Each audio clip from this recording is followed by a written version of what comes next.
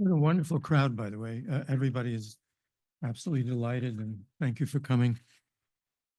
I think we have a bunch on Zoom as well, or people watching or will.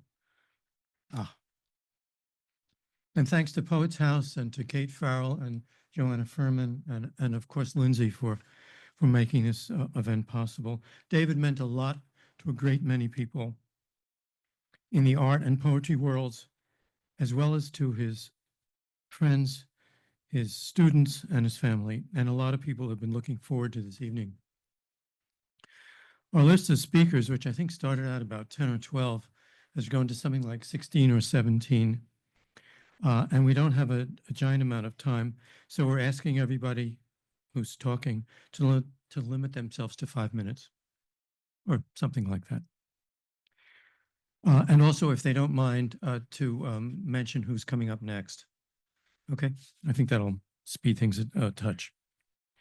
David, as many know, was a prodigy at least twice over.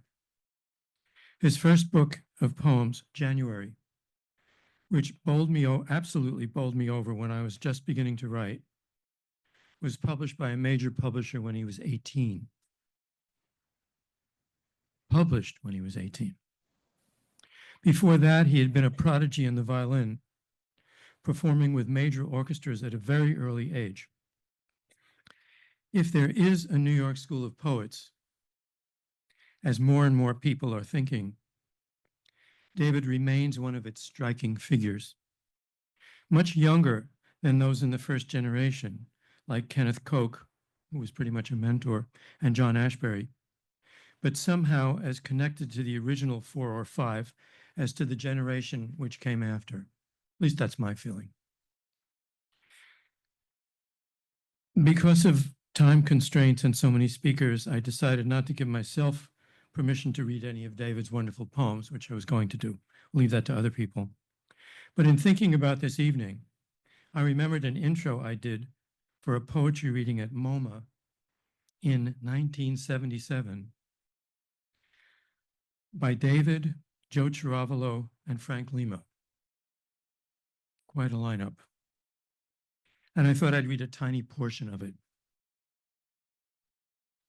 I once had the experience of hearing David play a Bach sonata on the violin from about 3 feet away, which experience nearly took my head off, but thrilled me. I had played in a number of orchestras myself when I was younger, but I had never heard anyone that good, that close. I think David's poetry aspires to the condition of music, a special modern music that includes the most radical disjunction, as well as liberal doses of formidable intellect and erudition. One of his favorite forms is a 4-line stanza. It was, and I mean that persisted, an innocent-looking vehicle for all sorts of outrageous syncopation and action going on inside. David's poems are witty and also tender. His seemingly endless inspiration includes the use of collage, chants, textbook language, and complete non sequitur.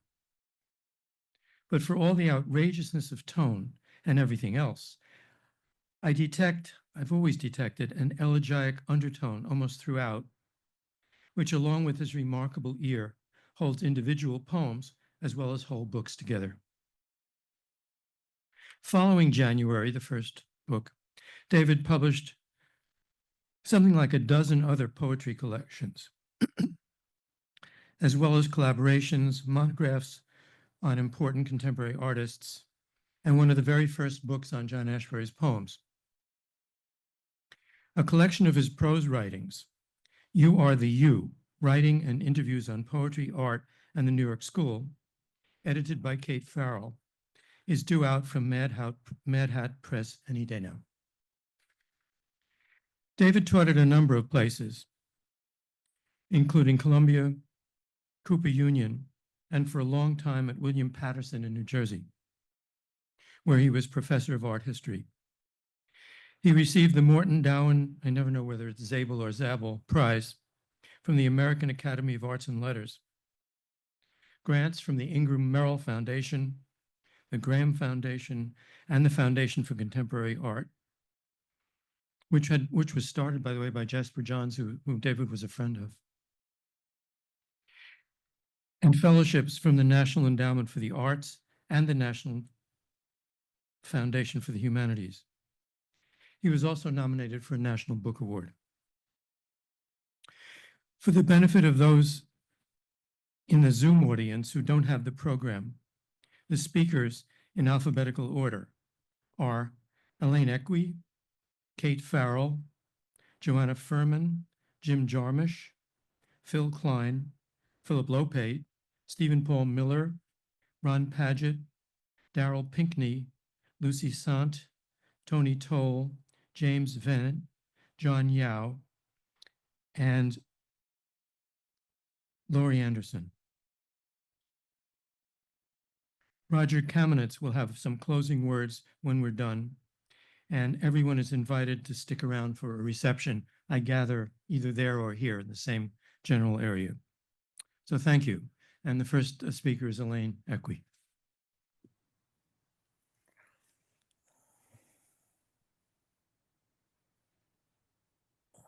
Thank you. Happy New Year, everyone. Microphone? Okay, good. So I just have a short little remembrance about David, and then I'm going to read a poem of his and a poem of mine.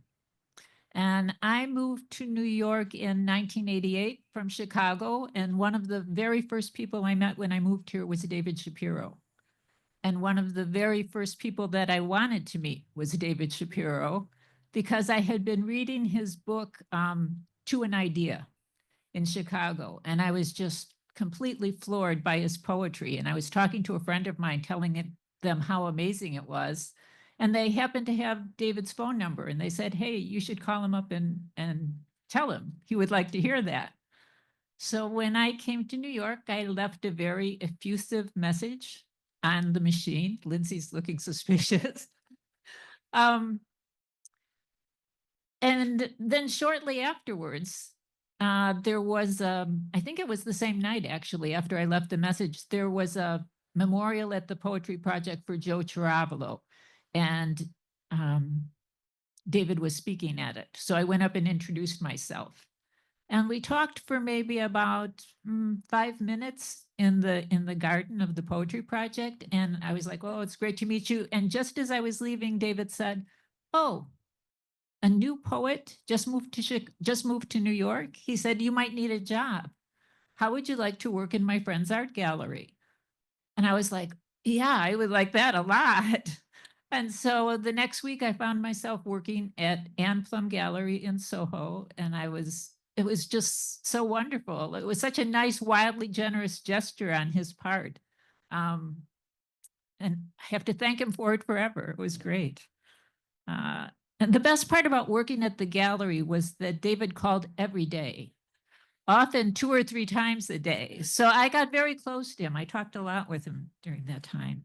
Okay, so I'm going to read a poem from the book I told you about, To an Idea, and it's called November 27th. And I didn't know what November 27th was, but I found out it's Lindsay's birthday. Okay, November 27th. It starts with mysterious words in italics attributed to no one. My old desire to live. I've built nothing. You are the architect. You are near me like the sound of an archaic car. I know that I love the verb not to know. Do you love it?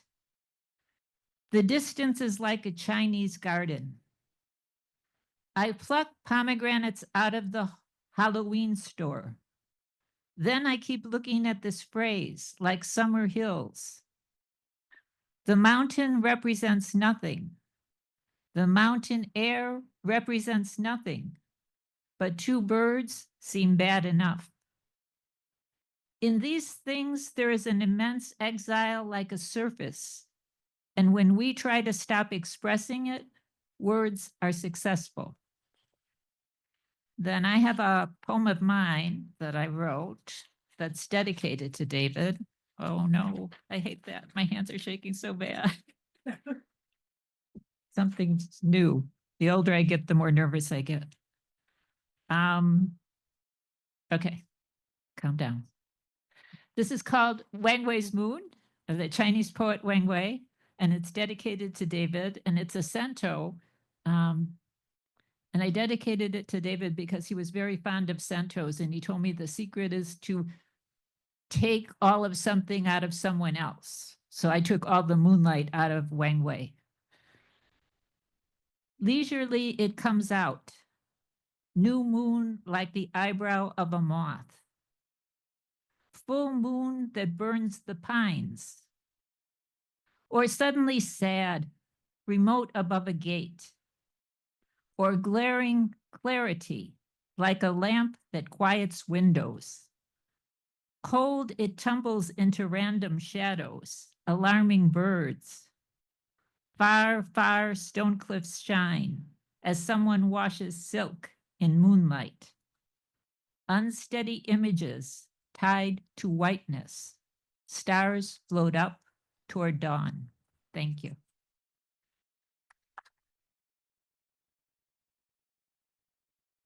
The next reader is Kate Farrell.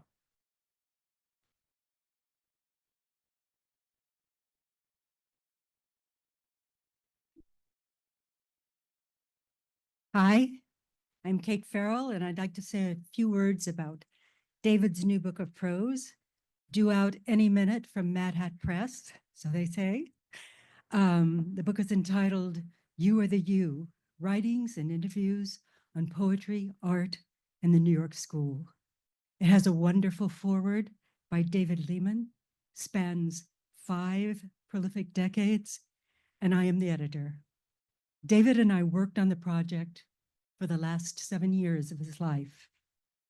In one of my favorite pieces in the book, David recounts how, after deciding at 10 years old to be a poet, he made a plan to read all the poetry collections in the Newark Public Library. The problem was, he said, that he kept falling in love with new poets without giving up the earlier ones. For a different poet would be a different universe. And why give up a universe you love? This early dream of poetic inclusiveness grew with time into the open-armed, wide-minded pluralism that buoys and invigorates the writings and interviews of You Are the You. Poetry is magic after Rimbaud, David writes in the first piece in the book, then disperses the magic in the works that follow by way of his trademark mix of artistry and erudition, of lightness and depth, of many-angled, humor-inflected, improvisatory verve, and great freshness of thought and language. This is true whether he is elucidating the, quote, disjunctive poetics of the New York School, probing the mysteries of the Tower of Babel, or evoking the beloved universes of such poets and artists as John Ashbery, Elizabeth Bishop, Jasper Johns, and Ron Padgett. I think too of David's symphonic mind, his knack in the most casual conversations for holding several lines of thought aloft at one time. In his prose, this goes further, connecting voices and ideas from multiple perspectives in ways that not only shed light, new light on a subject, but wondrously broaden and deepen it, always with the sense of poetry and art as noble, high-stakes ventures, and love as the key to their particular magic. I'll leave it at that and end with the book's title poem, You Are the You, which in a sense encapsulates David's open-hearted, pluralistic aesthetic. You are the you in this poem, Mon Amour. Harrisburg, Mon Amour. Boats break. So-and-so asked me, To whom does the you in your poem refer? I said, are you feeling well, so-and-so? Oh, I can't believe I said it. So sue me. I said, it's the beloved so-and-so. Oh, is that all? Well, I said, she wouldn't think it is so little. To look up into your face is like looking into the devastated stars. Lights of all kinds I trace. You, and you, and you, and you. You are the you in this poem, Mon Amour. Boats break. Thank you.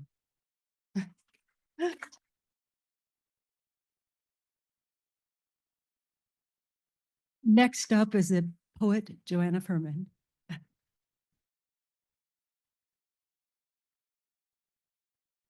Hi, it's so wonderful to see so many friends here.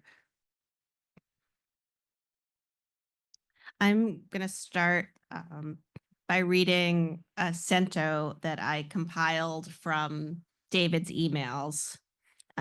Like a lot of people here, he wrote a lot of amazing emails to me. And one thing that was special about David's emails is in the middle of it, he'd start writing a poem. It was just like a little impromptu poem that didn't appear in any book. So I've put, some of this is like normal emails, quote unquote, normal email stuff. And some of this is like David writing a poem just in the middle of an email. And I called this gold cardboard in inbox cento. And the reason it's called gold cardboard is he has a poem called Cardboard and Gold in his last book. And for a long time, the working title of that book was Cardboard and Gold. And then he changed it to In Memory of an Angel. And I kind of preferred Cardboard and Gold. And he said, well, that's just too New York School. That title's too New York School. And I was like, how could it be too? I don't know. But so it was like a kind of thing that we just always, every time the title came up, he's like, and I know you don't like this title, but so in honor of the title that never was, this is called Gold Cardboard in Inbox Cento. January was the weather of my poetry. What would life be without snow music? What is important is the music of different galaxies. I'm writing this poem quickly as a watercolor, but not letting it dry.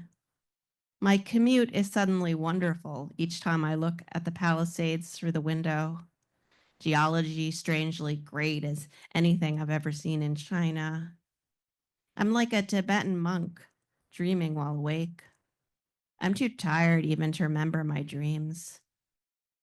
I just want to write, but I'm tired of essays like Sweeping Up Twice or Doing Laundry of the Mind. I should be more like the Yiddish proverb, which states one shouldn't show unfinished work. I'm always jealous, though, of dogs with their enormous tails, so emotional and unrehearsed. I like Dr. Williams. He didn't give birth to me, but he gave partial birth to many. I wrote this with too many allusions in it to Shelley, Elizabeth Bishop, Silliman, Lawrence, but accept it as a Halloween flicker. David Shapiro located his eraser fluid and poured it on the present. So much pain in a world of chance. Day and night, night and day, day and night and night, day and day and night, day, day, night, night, night, day and night and day and night and day, day and night. Thanks so much for dragging me into the real world a few days ago. Your telephone, O'Hara might say, is a piece of useful information. P.S. Maybe poetry, like the body, is the most subtle, complex, self-adjusting art and filled with emotion, and we have a special relationship with language in our throats and on our tongues, And it, poetry, is not a copy. Even in appropriation-filled poems, it is not a question of copies. And I want to end with just a little story. Many years ago, I used to teach at a program for teenagers at Sarah Lawrence in the summer, and David gave a reading there. And then he was sitting in my class after the reading in the afternoon. And the next day, all the students arrived early, and we were all there sitting around the room. And one of the teenagers said, "Why does the room feel so empty?" And another student said, "Oh, it's because David's not here." All right, thank you. Next up is Jim Jarmusch.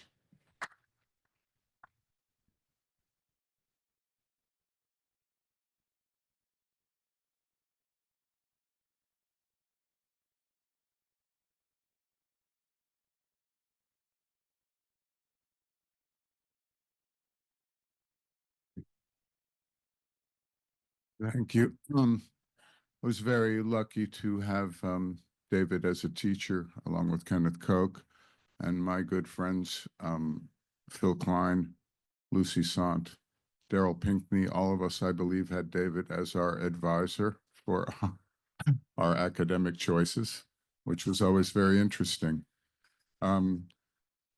I have to say the New York School, the Anthology of New York Poets, edited by David and by Ron Padgett, remains a kind of Bible for all of us. And I have to say that the New York School poets remain my artistic godparents, no matter what I do, for some reason.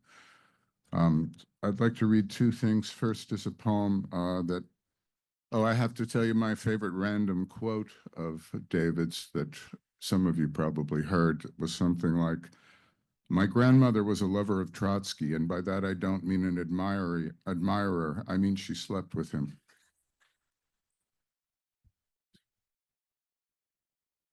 The first poem, this poem is called It's a Love Poem, or maybe a kind of still life poem, a beautiful poem from Poems from Deal, called In Memory of Your Body. Your body has narrow slits instead of windows, and inside your brain turns around, silent. The more mouth you have, the more pleasure.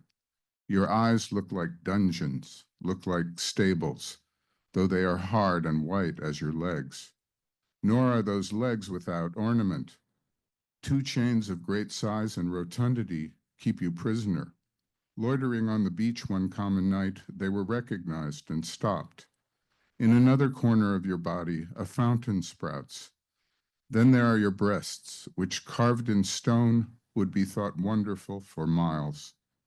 Everything around appearing a little abstract.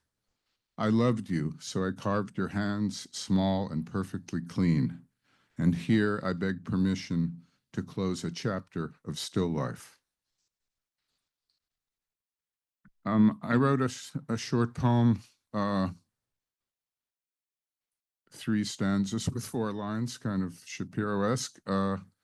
When John Ashbery died in 2017, I wrote this in October of 2017 as kind of little elegy, thinking about Ashbery, or maybe more a kind of lament.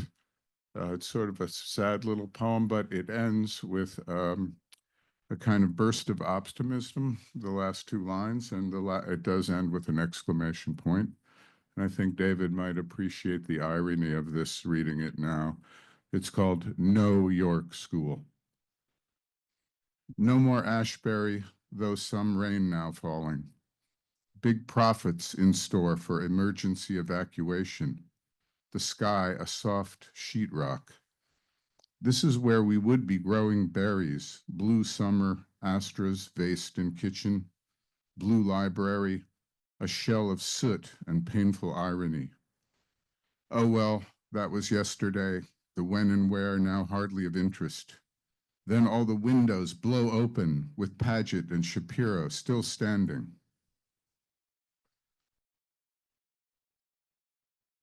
The next reader is Phil Kline.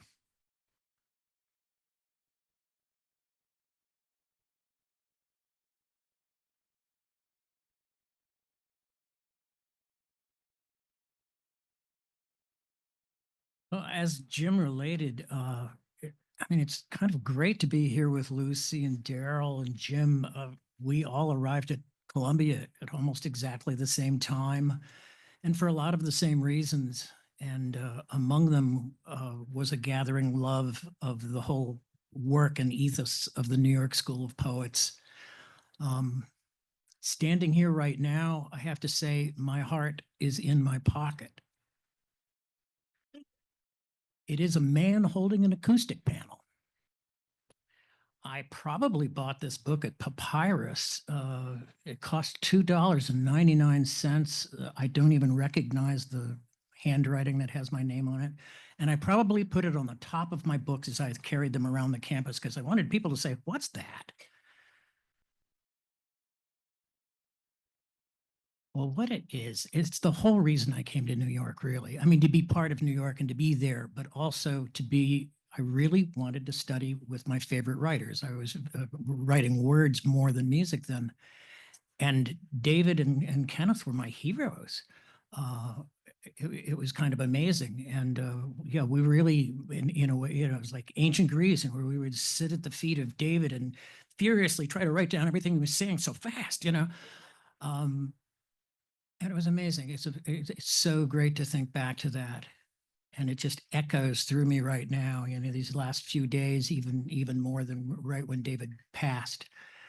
And, I mean, if you knew David, you hear everything he says in that voice. And it's kind of, well, whatever. I am going to read one of the poems from the main poem. Man Holding an Acoustic Panel is 18 poems. This one is number 15. It's called The Maryland Sample.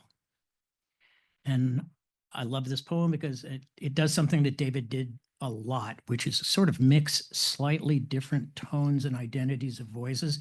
In this case, tender intimacy and scientific American. This butterfly cluster suggests a way to get at American makers more directly.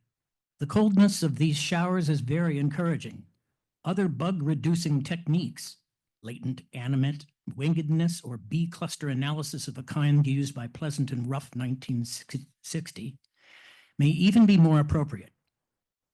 How quiet your smile is when it happens to carry along with it the noon, the day, the smile of the day. The deaf man holds an ordinary telephone in his hand and hears the dashing of oars in the Thames, not the handicap march.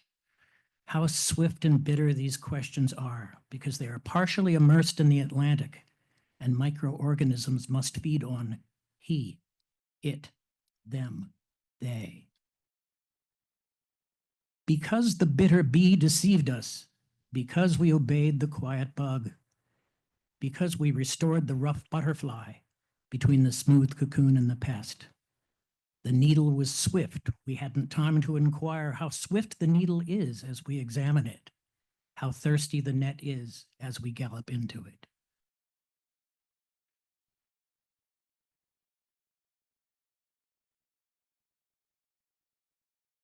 That's okay. Next up is Phillip Lopate.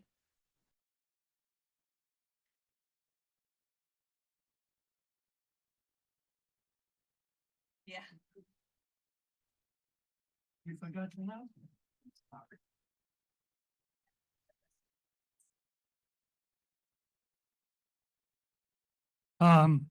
I'd like to say a few words about our friendship, something I wrote.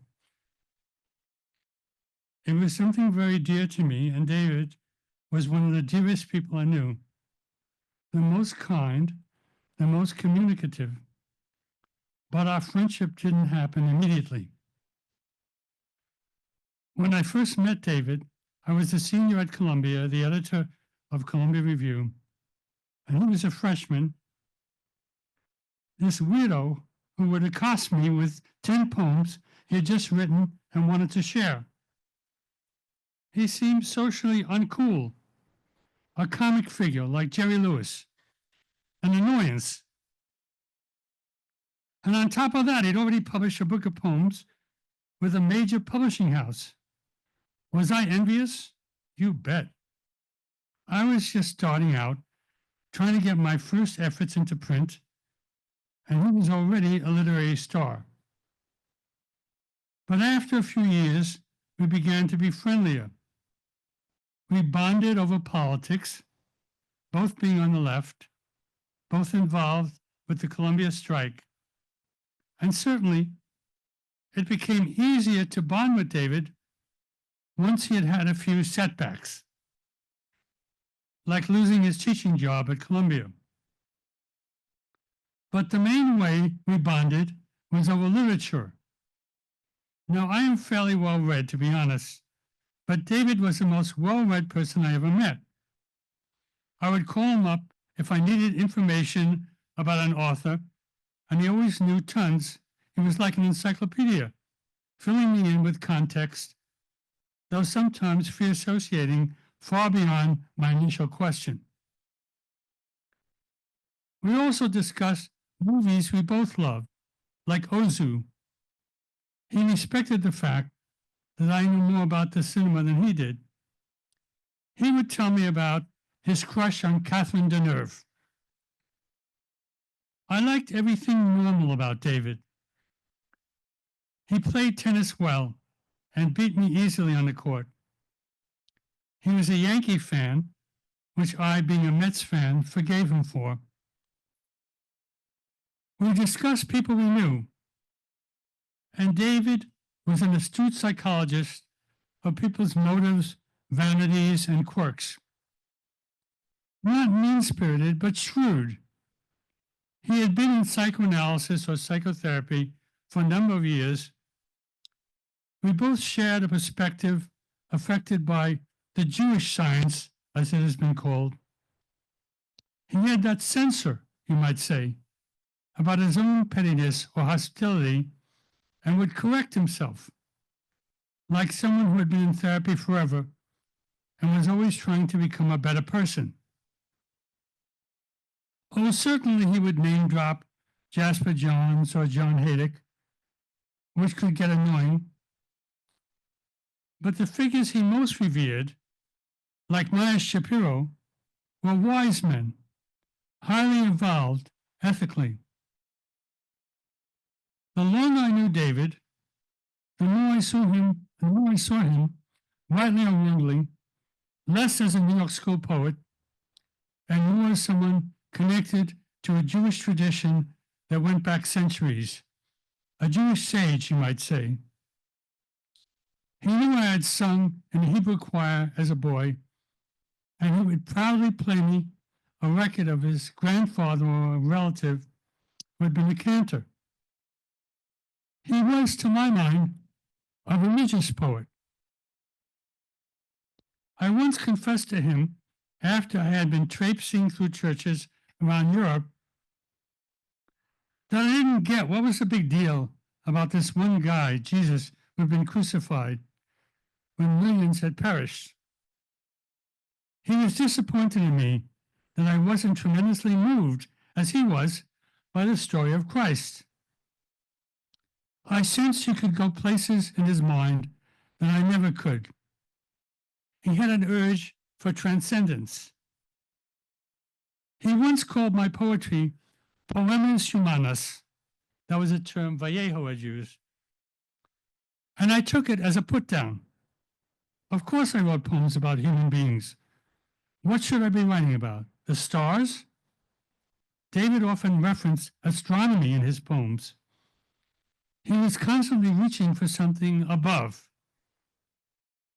But on the other hand, he was always appreciative of what I wrote. And if he came upon a review of mine in the Times book review, say, he would call me up and compliment me. He was a total mensch. He was always in my corner. If I was home and could pick up the phone, it was a joy to hear him. Otherwise, he would leave long, long messages on my answer machine, masterpieces of free association. I wish I could have paid him back and done more for him. Every year, he would apply for a Guggenheim grant and ask me to write a letter of recommendation, which I was happy to do. And every year, they would turn him down. How could they not honor David, a great poet? My letters took on a chiding tone. After David had passed away, I asked Edward Hirsch, the director of the Guggenheim Foundation, who had put the kibosh on David's nomination. He said the final judges, the committee of 6, just didn't like his poems. And that's part of the sorrow, if you will, of David Shapiro, that on the one hand, he began as a wunderkind, a total winner, and yet in the end, he never got all the recognition and awards he deserved. In the final years, when he was shaking with Parkinson's disease, we didn't see each other much. I sensed he did not want to be seen that way, and it was also my fault. I did not make the extra effort I should have to go up to Riverdale. I had my own health problems. I was being treated for cancer, but that's no excuse.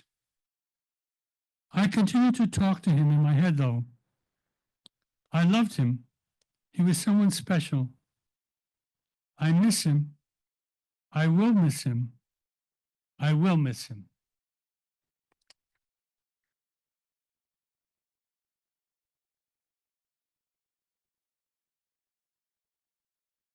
Our next speaker is Stephen Paul Miller.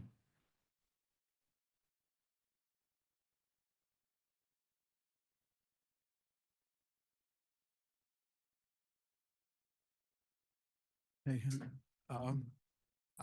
I have to read a poem that David for decades would ask me to read and never stop talking about, with your permission.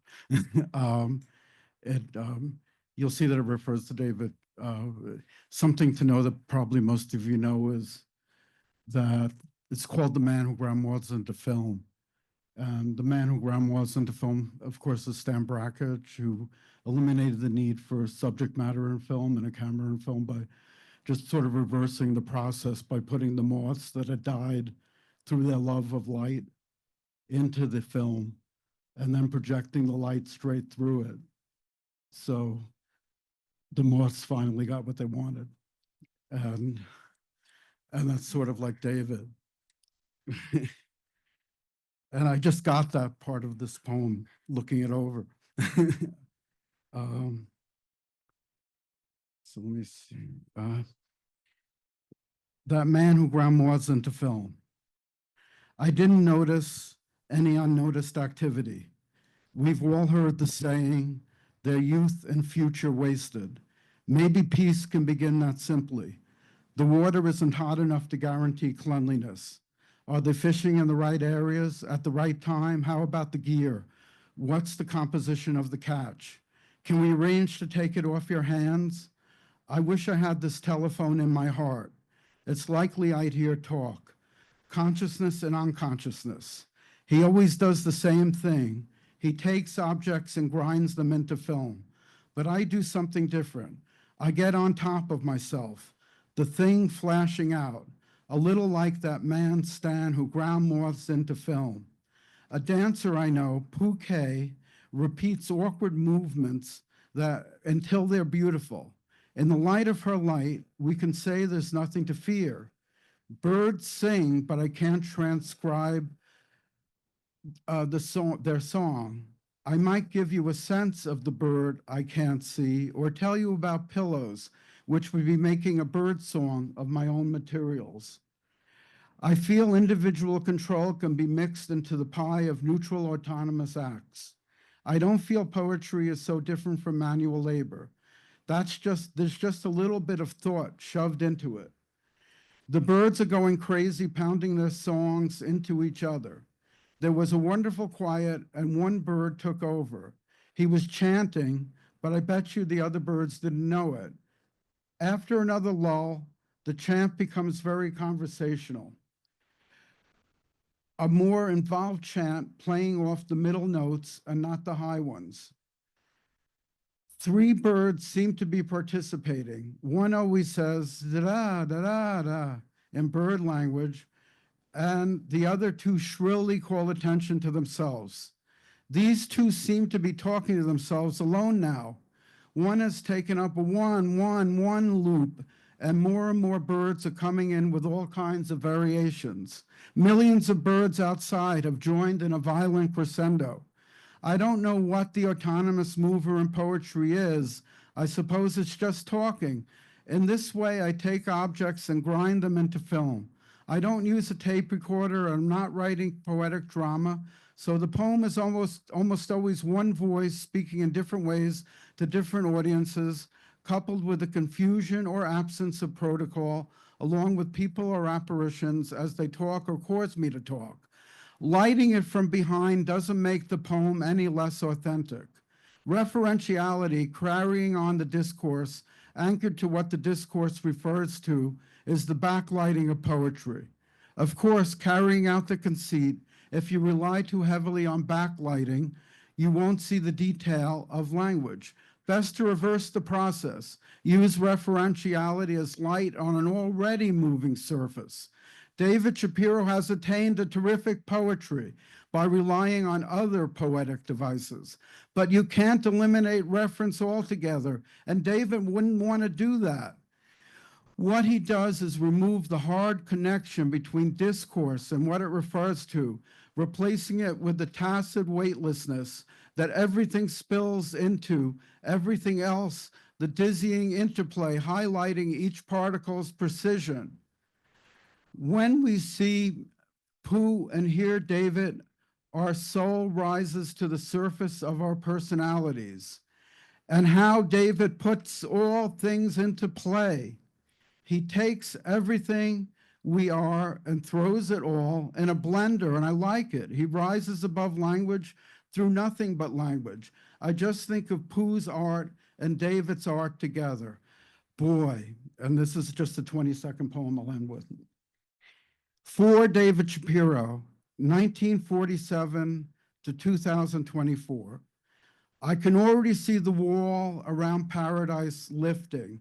Ecstatic, I know no difference between heaven and this moment, your garden and a bell, a violin and going crazy.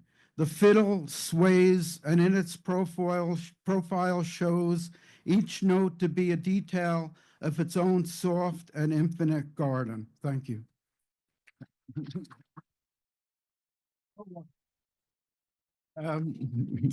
Ron Padgett.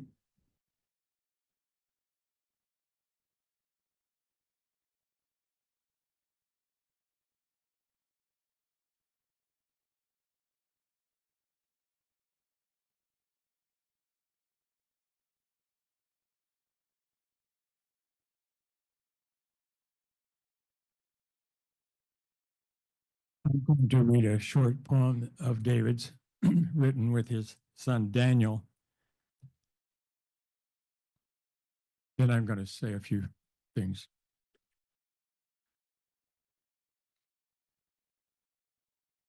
I've always loved this poem. It's called The Boss Poem with Daniel. Are you the boss of God? You are the boss of God? Nobody is the boss of God. Not me, not you. Are the angels the boss of God? Are you more famous than angels? God orders himself to do what he wants. I am the boss of this poem.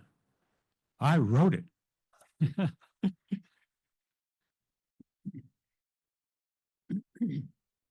I think I met David in 1962 or 63, probably the latter. And he sort of appeared on the poetry scene on the Lower East Side and other such places where people like Frank O'Hara were appearing. And I found him to be very annoying. He's this little skinny little high school kid who was around yapping at me all the time. And I realized that he was very smart and everything, but I really had no truck with him. And so as a senior, I was taking a private tutorial from Kenneth Koch at Columbia in his office. And near the end of one of the tutorials, this is 1964, Kenneth leaned over the desk and protruded his face toward me. And he said, "Ron, David Shapiro is coming here in a few minutes. Be nice to him. So, and of course, anything Kenneth said went. And David came, and I was nice to him. And we had actually had a rather nice conversation, the three of us, for about 15 minutes. And then it was time for me to go. And I went downstairs and started walking across the campus. And it suddenly occurred to me that I did like David, that having pretended to like him, it turned into my realizing that I had secretly liked him all the way. It was very strange. And then we became colleagues and friends, and we worked on some big projects together, and talked a lot about teaching poetry to children. And of course, with David, you talk about everything. But the long and the short of it is that over the years, I began to feel closer and closer to David, even when I wasn't physically close to him. And I would periodically take his books out and reread them. And every time I did, they got better and better. And that's an interesting thing to have happen. And it's continued to this very day. And I consider him one of the best friends of my life. And I just feel really lucky that I got to know David, as I know that many of you feel the same way. The next speaker is Daryl Pinckney.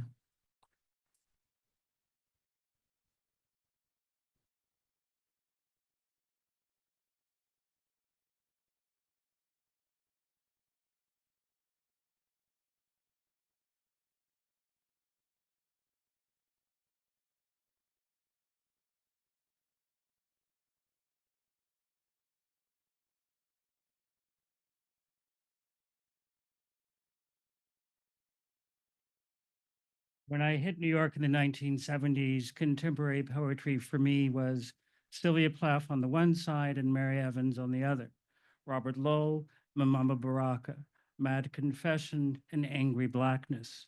But to be at Columbia University in those days was to come under a spell, and a new world of poetry, a world of new poetry, embraced me in a class starring a very young professor, David Shapiro, as MC of this freedom and adventure. The official line of the New York Poets, as laid down in the introduction to an anthology of New York poets edited by Ron Padgett and David Shapiro, which I bought straight off on my first trip to the Gotham Book Mart. There were so many places one had to go, so many things one had to do in that New York, was that any poet of interest rejected the idea of being a part of a literary movement. Not so long ago, Lucy Sante and I were laughing at how much Roberto Bolaño's description of Mexico City's hostile poetry factions in the 1970s and the Savage Detectives resembled arguments in our 1970s dormitory rooms about the different schools of American poetry. Looking back, our acrimony about the San Francisco Renaissance or the Black Mountain School or the Beats comes across as innocence. There was such a thing as the wrong answer, the history of taste implies. The city was for the cool. Women were formidable escaped girlfriends. Color didn't have to be either blind or central, and gay guys were friends or heroes, but not scandal. I identified David Shapiro as a New York poet. His acceptance was the city's. He was someone who had grown up immersed in metropolitan culture, though I did not have these sorts of words or understanding at that time, any more than I could have said that he came from a secular Jewish tradition. But it was very striking to me then, as a timid hick from the Midwest, how freely and easily David used the city, lived in the city, went to concerts, performances, readings, and participated, talked in every lobby, at every door, through every intermission, in front of paintings, into goodbyes, full of digressions, of one more exciting thing. He was the kind of teacher who taught every time he opened his mouth. He already had a book out. He wasn't much older than we were, though married and destined for family life. But his youth added to his authority. He represented the possibilities that could be open to us too, if only we found within us the words we needed or that needed us. Oddly enough, his poetry has a calm that his conversation did not. To be a New York poet, I was to discover, took in a wide and deep reading list, a profound and unsentimental education in literary modernism. In my memory, I first heard about Rimbaud, The Wasteland, Pound's editing of The Wasteland, Wallace Stevens and Frank O'Hara in the same class period. It couldn't have been like that, but listening to him always felt like that. The vibrant melody of avant-garde intellectual life being taught, passed on, demonstrated by this smiling guy, sweeping thick dark hair out of his eyes. He urged us to run toward the experimental, toward whatever was most freeing. And in my case, that was the sole version of pious irreverence, such as suggesting to me on College Walk that I write a prose poem about revolutionary suicide in the form of a letter addressed to Huey P. Newton from Robespierre. The idea of a university. To have even a portion of you is the highest state to which a good article can aspire. It puts me beyond chance, necessity, anxiety, suspense, and superstition, the lot of many. Vaulters, whose hours are possessed by one pole, take exaggerated views of the importance of height, are feverish in the morning, and are startled and depressed when they happen to fall. When I am in difficulties, I originate vast ideas or dazzling projects equal to any emergencies. I can remember to whom I am speaking. This is genius, something really luminous, something really large. The earth smiles, the rocks are deranged over the sequence of ideas, too violent to last before this last giant fascination, and the hand opens its 10,000 holds. Lucy Sante.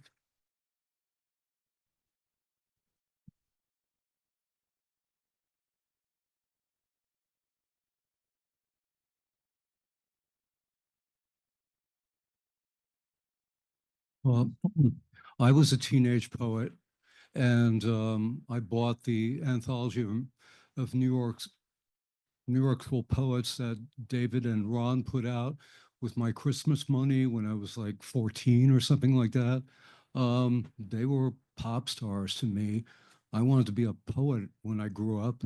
I was a working class immigrant, but it didn't occur to me that I was choosing the least remunerative possible future for myself. But I did go to Columbia because of David, because of Kenneth Koch, because of the memory of Allen Ginsberg and Jack Kerouac. And David was my teacher and advisor for almost all 4 years. As an advisor, he was chill. He kept signing my registration blithely every semester as I racked up the incompletes as if they were gambling debts. But as a teacher, he was astounding. Just radiating knowledge and just rattling off references faster than I could write them down, and led me on many intellectual adventures that weren't always necessarily about poetry. And one of them is my lifelong interest in memory palaces. And he led me to the 1930 book by the Soviet psychologist A.R. Luria, The Mind of a Mnemonist, about a Russian peasant who couldn't forget anything. And I'm going to read his poem from A Man Holding an Acoustic Panel of the same title. When I was 2 or 3 years old, I was taught a Hebrew prayer, but all I saw was a steamy word that puffed and splashed the air. Presented with the lowest tone, I saw a sizable ship, though it gradually took on the color of a beep beep. Presented with a higher pitch, I had a sense of taste, like sweet and sour borscht gripping me around the waist. With a tone pitched higher, I saw a woman in red, fading without humor as she got into bed. Presented with an amplifier, I saw her velvet cord, and the strangler fraying its fiber with his unpleasant pink finger. Presented with a stronger amplitude, it looked like a skin disease, or like frankly rough food. I hurt my teeth on this. Presented with more decibels, I saw lightning split heaven, as if someone thrust orange needles into my streaky spine. At 3,000 cycles a second, I saw a fiery broom, and the whisks were sweeping round a fiery room. I took a mental walk with you New Year's down Broadway. We had a long white talk, and your voice was a bouquet. In my father's bookstall, my father could locate any book, but my mother erased them all so her son could become classic. And then, because David was one of my pop stars, I'm going to read his, what I think of as his pop song, The Carburetor at Venice. I have had an accident I cannot see. I have broken my glasses and I've missed my train. I like you very much. Do you like me? I need a guide. I need a secretary. For when? For tomorrow. I will come again. I have had an accident I cannot see. I need an interpreter. Here is my key. Ouch, stop. How long will it take? Please use Novocaine. I like you very much. Do you like me? Remove your clothes. Open your mouth and lie like an interesting city under an airplane. I have had an accident I cannot see. The battery's dead. Charge it with the battery. Can you draw me a little map of the road I'm on? I like you very much. Do you like me? Can I see you today for the whole day? How long will that be? Here is a present for you, a silver brain.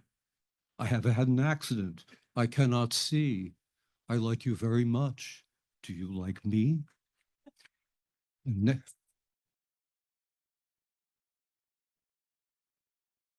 Next up is Tony Towle.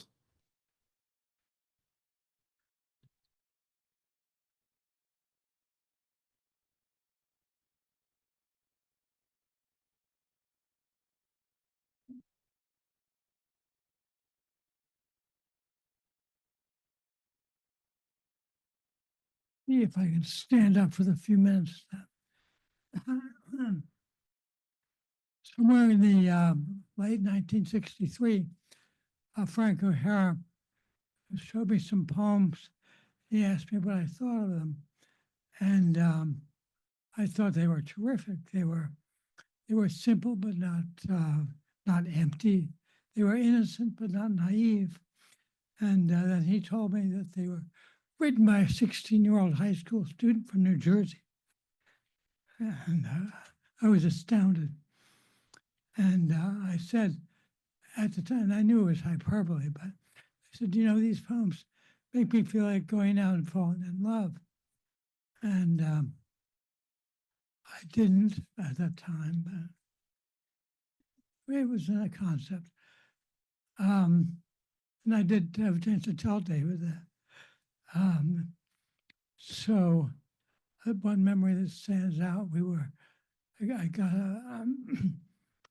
I got a taste of his precociousness with the violin, and Joe and Rosemary Travel invited me and David over for dinner.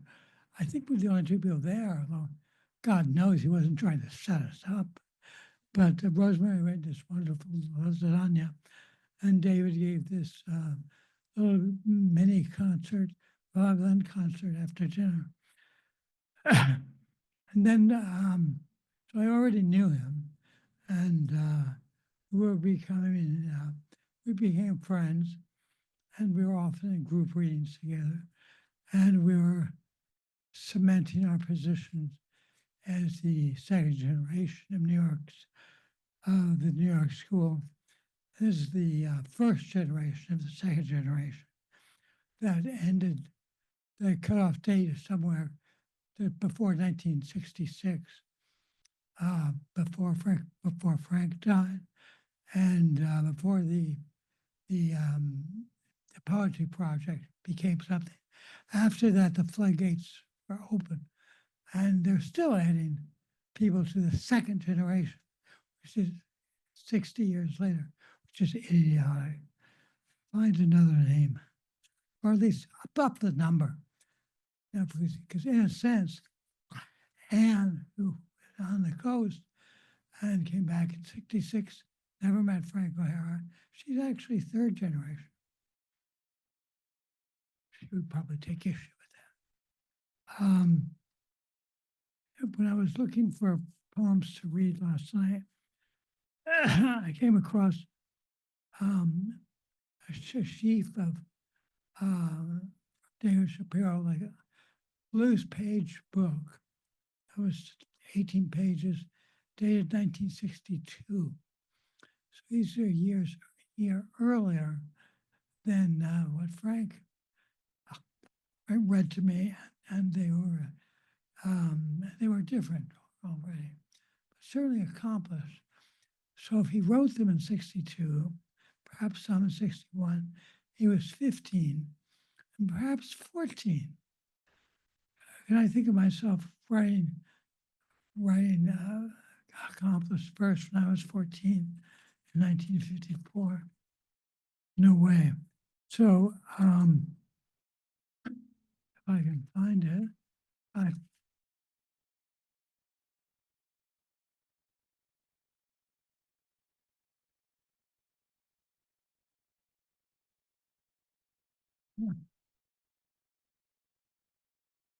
yes, you're going to cut down the time because I don't think, oh, here it is. Just a little short poem from the 1962 version. As everybody knows, that David's imagery early, a lot of birds, a lot of bluebirds, and a lot of horses. And I don't know what he told the psychoanalyst, but they figured out what that meant. But he made them work. So this is the shortest poem in the 1962 sheaf of poems, but it has a surreal charm, I think. It's called The Bluebird. Sweet room, the wrist is made of strings. Someone is wiping my legs. The beak is flicked. Oh, when will a bluebird sit on my belly? When his wings are blotched in the looking tree?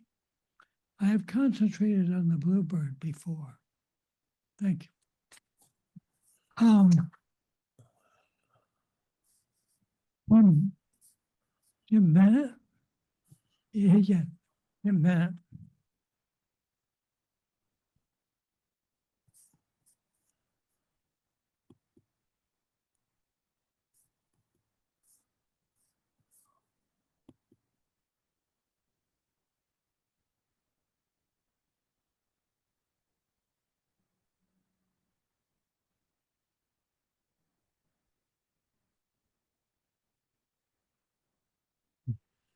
I didn't think I was going to start this way, but I have a confession stimulated by an earlier confession.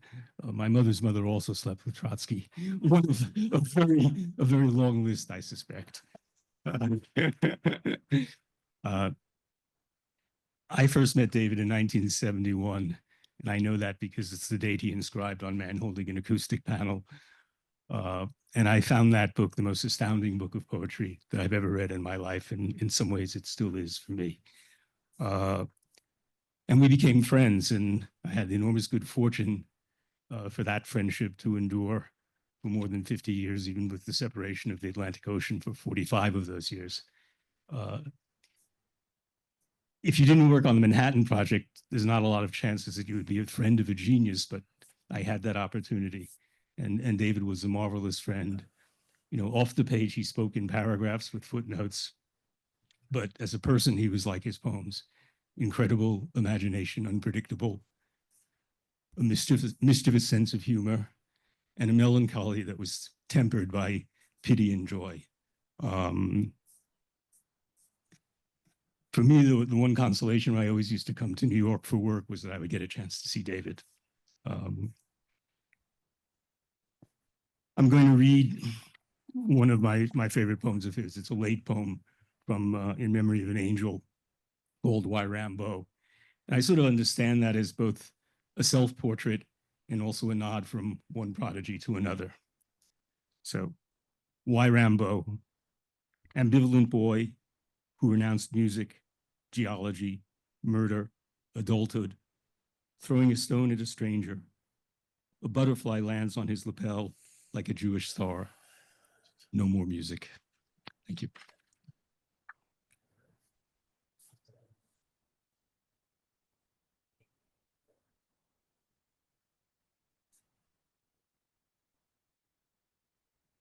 Yeah.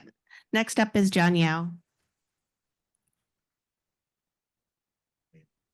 5 minutes to get there.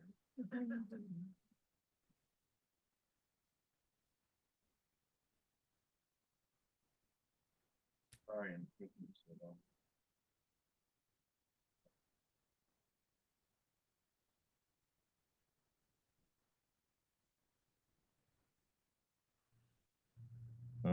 I'm gonna read Cento. I'm not gonna read the whole thing because it will take too long. And it's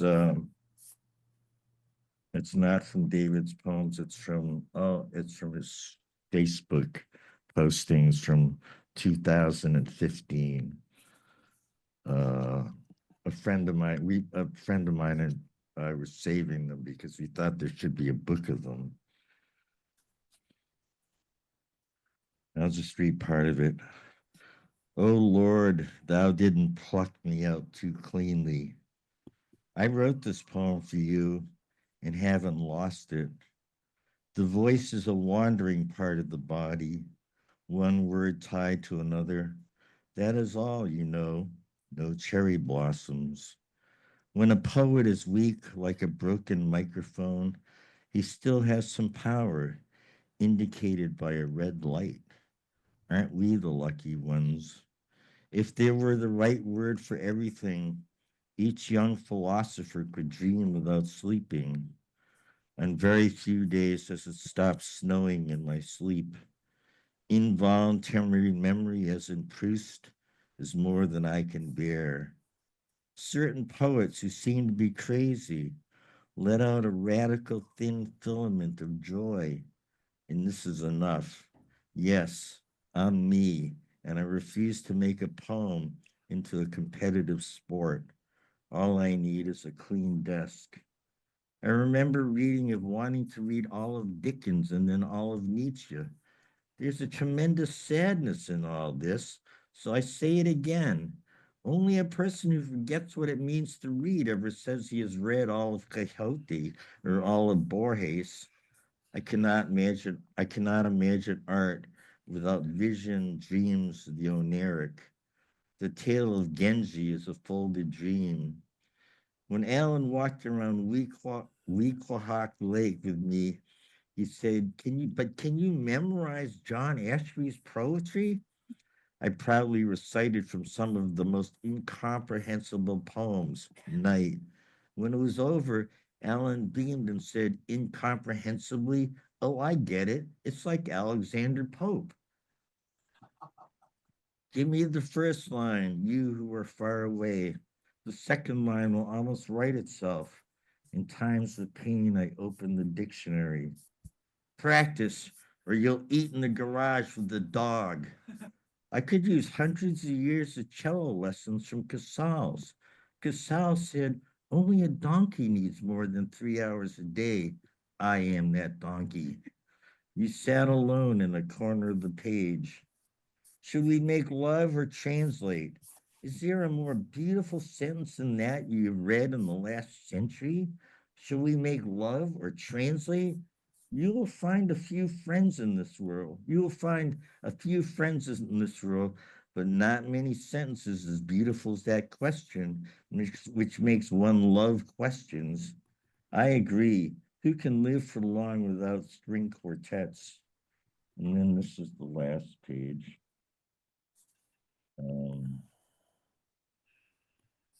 Luckily, they're numbered. Sorry. I need a page turner, as David would say. She crosses the street to say, I will be afraid for both of us. This too had a pedestal, or place, or double door, or triple tomb. Kenneth Coke once told me that in certain countries, Ron Padgett would be an ambassador. We both knew I wouldn't last for 3 weeks. Maps of the present fall from me with exits, entrances, names of the judges, the judged. A certain violinist had a beautiful violin. And so the snow fell and covered up poetry. In one day, How much can a doctor destroy? How much can a poet keep fresh? Death is just a long snow day. Thank you.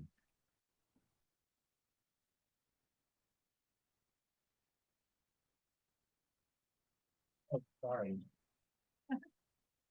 Good, forgot something. The- Rodger? Hello, Rodger. We haven't seen each other in. Oh, okay. Well, Laurie Anderson. Sorry, I did not mean to leave you out. Those poets are terrible. Can't trust them, right?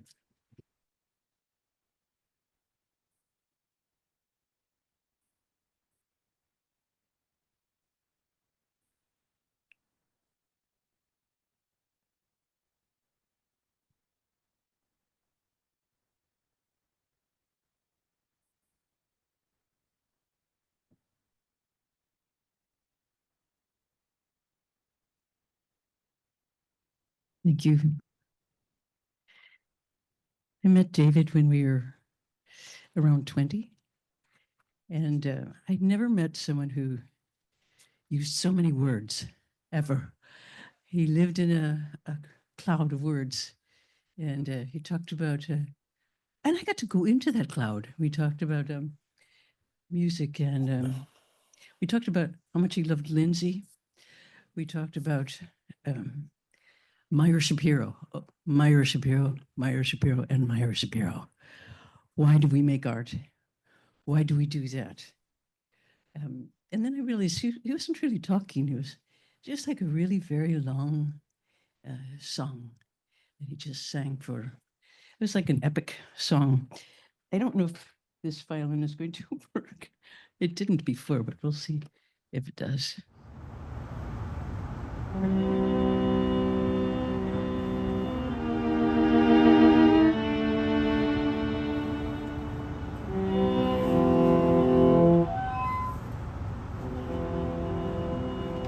To read just the first and the last of Falling Upwards.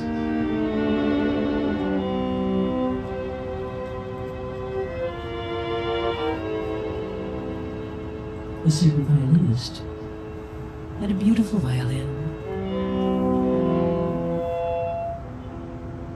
But before he had time to play very long and listen to her tones,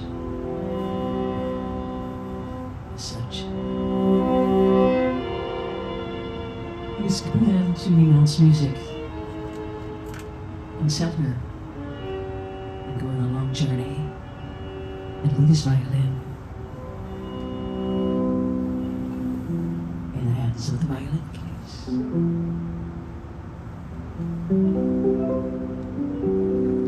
What was there to do? It is said you cannot live life in quarter tones. What was there to do? It is said music sinks into the minor, up to its neck. Wants to crawl out, but cannot. What was there to do? It is said the violin was a swan, seized by the boy, falling upwards to some height above the earth.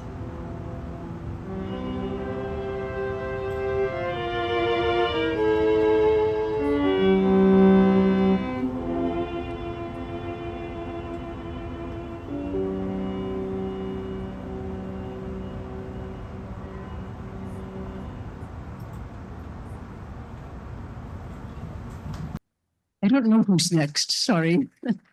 Now Rogers. Now Rodger.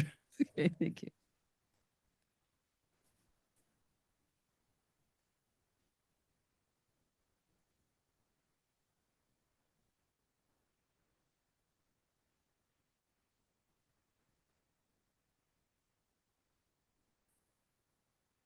Okay.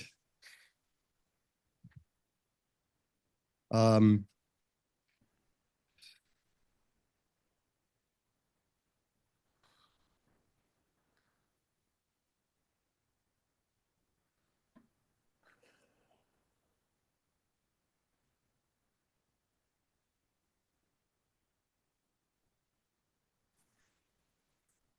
so during Katrina, my wife and I live in New Orleans. We were stranded in New York. We were away from home.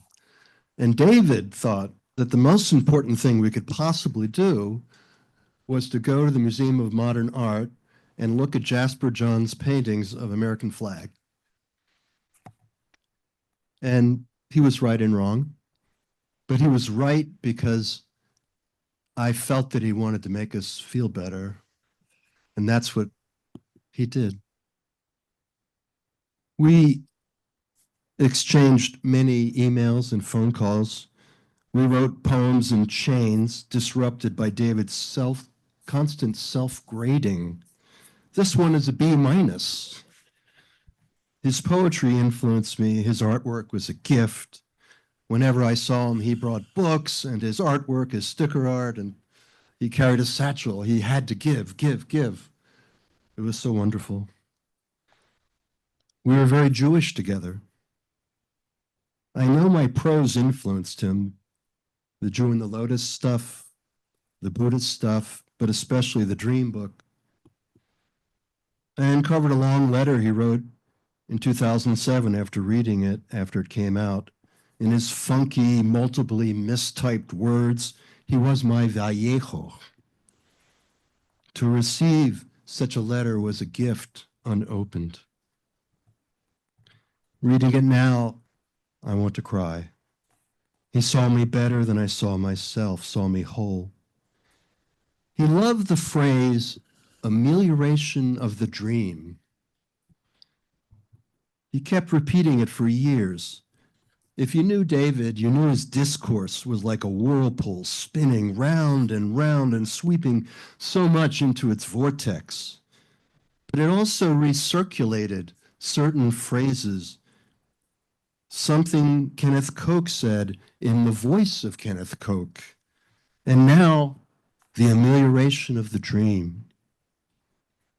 When In Memory of an Angel came out, there were so many poems dedicated to Ron and to so many other people, and I kept looking through the book. Where's the poem dedicated to me? And I didn't find it until after David died. It's called Forgetting a Dream, Dedication to Come. Here it is. Forget the dream. Forget the poetry received in a dream. Forget New York. Forget language. Forget you love violent electric storms. Forget the slit opened. Forget a closed cloud, bread and lips. Forget David Shapiro. Oh, we can't. Forget yourself. Buy and sell yourself.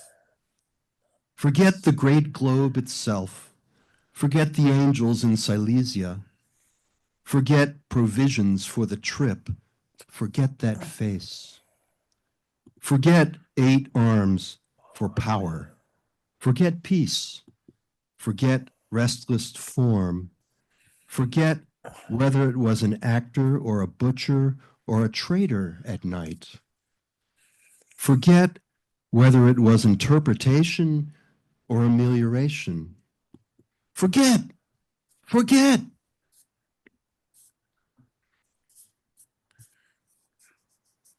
I think he loved the phrase amelioration of the dream because his poetry and his life were all about amelioration, about making things better. And many of his poems began as dreams, which he confessed to me in our last conversation. He thought that if you told people your poems were from dreams in New York, they would dismiss them. But in New Orleans, we don't. His poems were better than dreams because they were poems and because they were his. I could not be him, nor wanted to be. I could not even imitate him. He was too original. But I could find a way to be near him by paying homage. And this is my poem for David. It's called After, After. And if you know, many of David's poems begin with, the title begins with after. I saw the word poetry cover poetry. I saw the word snow and saw snow. In my eyes, there is a snow that never melts. And in my poetry also, too. But if you would apply hand to heart, kiss to brain, tohu to bohu, I would be astonished, and the void would be blue. It would be bluer than ever in the poetry that melted, in the poem of snow, and in the garden where leaves are covered with void. And the word for poetry is sky, and the word for snow is astonishment.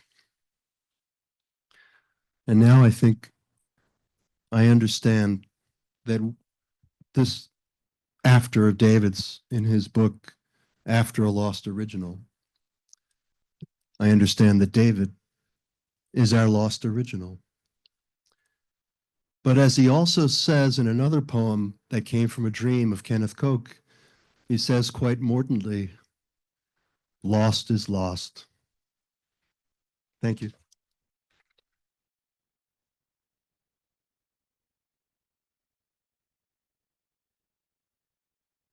Okay, now to the miracle of whatever video, we're going to hear David and see him reading 2 poems, I believe, and some other good stuff. Okay. Falling upwards. A certain violinist had a beautiful violin, but before he had time to play her long and listen to her tones as such, he was compelled to renounce music and sell her and go on a far journey and leave his violin in the hands of the violin case. What was there to do? It is said, you cannot live life in quarter tones. What was there to do? It is said, you cannot live your life in silence. What was there to do? It is said, you cannot live your life playing scales. What was there to do? It is said, you cannot live your life listening to the Americans. What was there to do? It is said, you cannot live your life in your room and not go out. What was there to do? It is said, music disobeys and reaches the prince's courtyard ever farther than smell and grits its notes like teeth and gives us food and drink and orders a fire to be lighted, famished silk to hang over it, and repetitions to be sharpened. What was there to do? It is said, it is the violinists who do not sleep. What was there to do? It is said, we think and don't think. We are asleep. What was there to do? It is said, music sinks into the mire up to its neck, wants to crawl out, but cannot. What was there to do? It is said, the violin was a swan, seized the boy, falling upwards to some height above the earth, to the earth. I fell with my father through space, in a space module as round as your thumb. My father remarked of the earth how they had divided everything, by 2s or by 1, a joke. It was better by far to visit the other side than stay stranded in that self. We passed the poor Americas, South Africa, striped as a zebra, and Russian artists who could not practice their art, the art of the grid, while others wondered whether we had seriously judged the grid. But all over the earth, the artists painted what they wanted, except where they could not, or what they needed and did not. And my father worried aloud, knocking on the moonlit plastic module door. When we fell, we screamed, but we were safe in Texas, safe as Texas in Texas. Eating bread, not electrons. Madly in love with the earth.